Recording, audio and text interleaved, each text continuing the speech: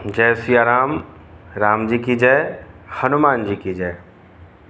हम लोग अभी चर्चा कर रहे थे पिछले संवाद में हनुमान जी के लंका यात्रा पर।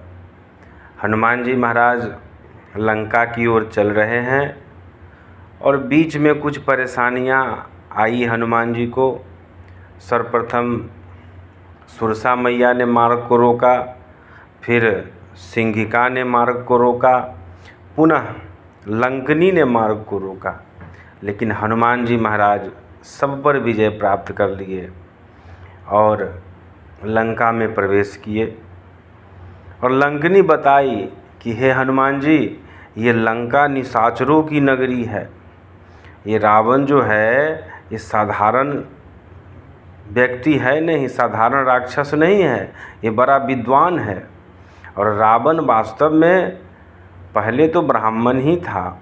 ऋषि पुलस्त जस विमल मयंका, ऋषि पुलस्त ब्रह्मा जी के पुत्र और पुलस्त जी के पुत्र हुए विसर्वा और विसर्वा का पुत्र हुआ रावण।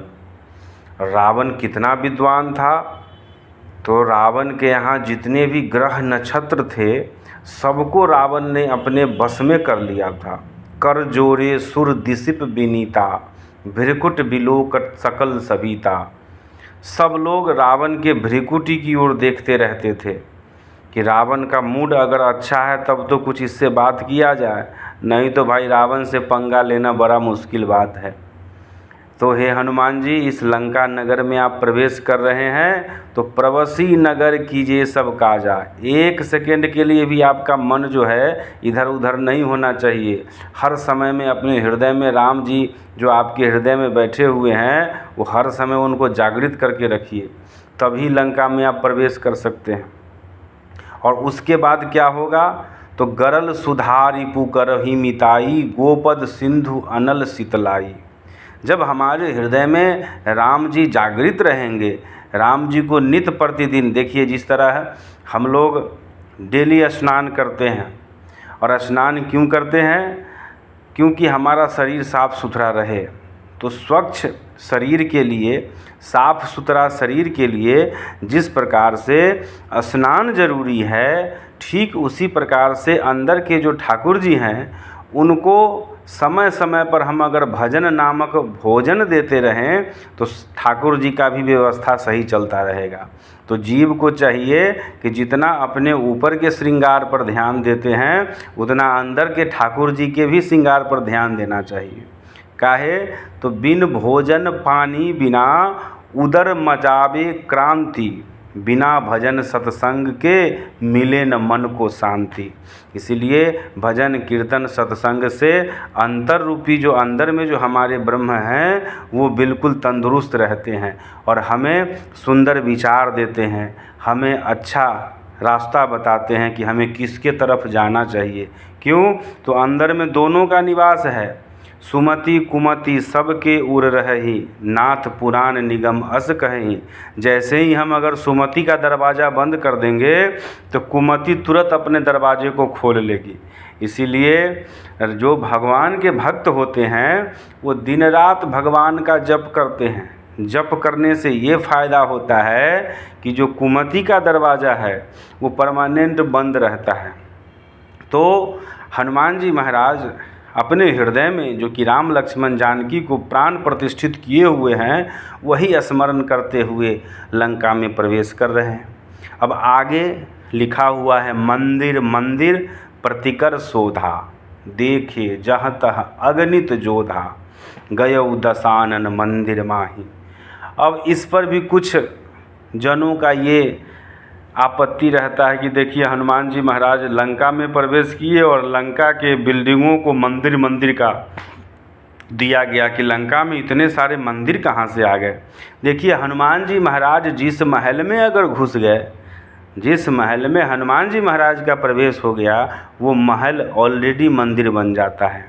दूसरी बात, हनुमान जी के हृदय में जासु हृदयागार बसहि राम सरचाप धर। हनुमान जी अगर किसी के यहाँ प्रवेश करते हैं तो सिर्फ हनुमान जी ही प्रवेश नहीं करते हैं, हनुमान जी के साथ साथ राम जी प्रवेश करते हैं, राम जी के साथ साथ श्री किशोरी जी का प्रवेश होता है और श्री किशोरी जी के साथ साथ जीवाचार्य लखनलाल जी भी प्रवेश करते हैं। तो जैसे जैसे हनुमान जी महाराज प्रवेश किए वैसे वैसे सब महल जो है वो मंदिर बनता चला गया। अब हनुमान जी महाराज पूरे नगर को हनुमान जी महाराज ने छान डाला। अब लंका एक छोटा सा प्रांत तो है नहीं, लंका देश है। हनुमान जी महाराज मंदिर मंदिर प्रतिकर शोधा, देखे जहत अगणित जोधा। गए दसानन मंदिर माही, अति विचित्र कही जात सो नाई। शयन किए देखा कपि तेहि, मंदिर महनति खीबै देहि। भवन एक पुनि दिख सुहावा, एक बहुत सुंदर भवन दिखाई दिया। और उस भवन की सुंदरता क्या थी? रामायुध अंकृत गृह, शोभा बरनी न जाय। नव तुलसी के वृंद तहाँ, देख हरसि कपिराय। हनुमान जी महाराज ने जैसे ही तुलसी का पौधा देखा, इसीलिए संत वैष्णवजन तुलसी के माला को बड़े ज़ोर शोर से धारण करते हैं, क्योंकि एक तुलसी के कई फायदे हैं। और तुलसी के पौधों को देख करके हनुमान जी महाराज बड़े प्रसन्न हो गए। बोले कि ये निशाचरों के बस्ती में ये तुलसी का पौधा लगाने वाला व्यक्ति इस लंका नगर में कहाँ से आ गया? लंका निश्चर निकर निवासा, यहाँ कहाँ सज्जन करवासा। अब जो है सो हनुमान जी महाराज मन महु तर्क करे कपि लागा, ते ही समय विभीषण जागा। ठीक उसी समय में विभीषण जी महाराज जगते हैं। देखिए ये जो सुंदरकांड का सोपान है, रामचरितमानस में गोस्वामी तुलसीदास जी ने 7 कांडों में इस कांड का नाम सुंदरकांड रखा। वैसे सभी कांड सुंदर हैं, ऐसी बात नहीं कि सिर्फ यही कांड सुंदर है, सब कांड सुंदर हैं। लेकिन इस कांड की विशेषता ये है, बहुत सारी विशेषताओं में कुछ विशेषता इस प्रकार हैं कि जितने भी कांड हैं वो भगवान के लीलाओं से ओतप्रोत है। लेकिन एक सुंदर कांड ऐसा कांड है जिसमें भक्त के लीलाओं पर विशेष प्रकाश डाला। दूसरी बात, करोड़ों वर्ष तक साधु सन्यासी त्यागी तपस्या करते हैं पहाड़ों में जा कर के, तब भगवान कहीं दर्शन देते हैं। ब्रह्मा जी का तपस्या करते हैं तो ब्रह्मा जी दर्शन देते हैं। और लोग कहते हैं, कई लोग कि हे ब्रह्मा जी आप हमें अमर बना दीजिए, लेकिन ब्रह्मा जी कहते हैं कि ये तो हमारे कोटे में है ही नहीं। लेकिन ये सुंदरकांड का जो सोपान है, इस सुंदरकांड में हनुमान जी महाराज को श्री किशोरी जी के द्वारा ऐसा वरदान मिला जो आज तक कभी किसी को नहीं मिला। और वह वरदान था, अजर अमर गुण निधि सुत होहु, करहूँ बहुत रघुनायक छोहु। हनुमान जी महाराज को आज किशोरी जी के द्वारा यह वरदान मिला और साथ साथ विभीषण जी को भी इसी कांड में अमरत्व का वरदान मिला कि आप अखंड राज इस लंका के राजा बने हुए रहिए। इसीलिए यह जो सुंदर कांड है, इसमें भक्तों के चरित्र पर विशेष रूप से प्रकाश डाला गया। हनुमान जी महाराज जब पहुँचे और देखे कि प्रातः काल का समय है, और प्रातः काल उठते जैसे विभीषण जी महाराज उठते हैं, आहा राम राम तिहि सुमरन किन्हा, मुख में है राम नाम, राम सेवा हाथ में, तू नहीं अकेले प्यारे, राम तेरे साथ में। यह जो मुख है, भगवान ने इस मुख को दिया ही इसलिए है कि इस मुख से सिर्फ और सिर्फ भगवान के नाम को जपा जाए। यह जो नेत्र दिए हैं वो सिर्फ और सिर्फ इसीलिए दिए कि भगवान के सुंदर स्वरूप का दर्शन किया जाए। यह जो नाक हमें दिया है, सुगंध क्या लिया जाए, तो भगवान का जो भोग लगता है, भगवान पर जो हम इत्र चढ़ाते हैं, उसका जो सुगंध है, उस सुगंध से हम ओतप्रोत होते रहें। ये पैर दिए इसलिए कि भगवान के धामों का भ्रमण करते रहें। यह हाथ दिए इसलिए कि भगवान के नाम में कीर्तन जब होता है तो उसमें हम ताली बजाएं, भगवान की सेवा करें। इसलिए हनुमान जी महाराज का जो जीवन है, इस सुंदरकांड में हनुमान जी महाराज को राम नाम का दीक्षा मिला। किसके द्वारा? सत गुरुदेव भगवान के द्वारा। गुरुदेव भगवान कौन? तो जामवंत रूपी गुरुदेव ही हनुमान जी महाराज के कान में राम नाम की दीक्षा दिए। राम काज लगी तब अवतारा, सुनते ही भयहूँ पर्वताकारा। ध्यान दीजिएगा, जामवंत जी ने पहले बहुत सारी बातें बताई हनुमान जी को कि आप पवन देव के पुत्र हो, का चुप साध रहु बलवाना, पवन तनय बल पवन समाना। आपके बल की बखान कोई नहीं कर सकता है। आप अपने बल को समझिए, आप अपने बल को आप जानिए कि आपके अंदर कितनी बल है।